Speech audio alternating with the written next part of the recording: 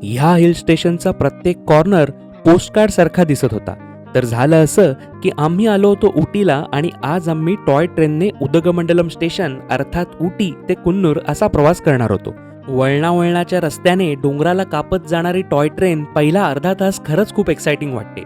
पण नंतर फोटोज काढून झाल्यावर आणि बाहेर बघून झाल्यावर पुढचा 1 तास या संथ गतीने जाणाऱ्या ट्रेनमध्ये काय करावे हा प्रश्नच पडतो बुवा.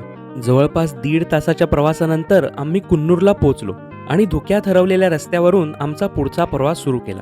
आमचा पहिला स्टॉप होता तो सिंगारा टी गार्डन. या टी गार्डनमधून समोर दिसणारा डोंगर आणि ढगांचा लपंडाव फारच सुंदर दिसत होता. तिथून पुढे आम्ही लॅम्प्स रॉक पॉइंटकडे निघालो. साधारण 1 किलोमीटरचा जंगलातून जाणारा ट्रेक करून या पॉइंटपर्यंत पोहोचता येते. लॅम्प्स रॉकला आम्ही पोहोचलो आणि अचानक धुक्याची झालर बाजूला होऊन निसर्गाने त्याचे सुंदर स्वरूप आम्हाला दाखवले.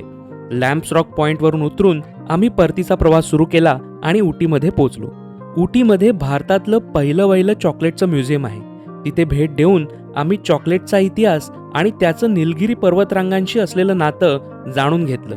अर्थात भरपूर चॉकलेटची खरेदी केली आणि आमच्या हॉटेलवर परत येऊन समोर दिसणाऱ्या मनमोहक उटी शहराकडे पाहत आमचा दिवस संपवला.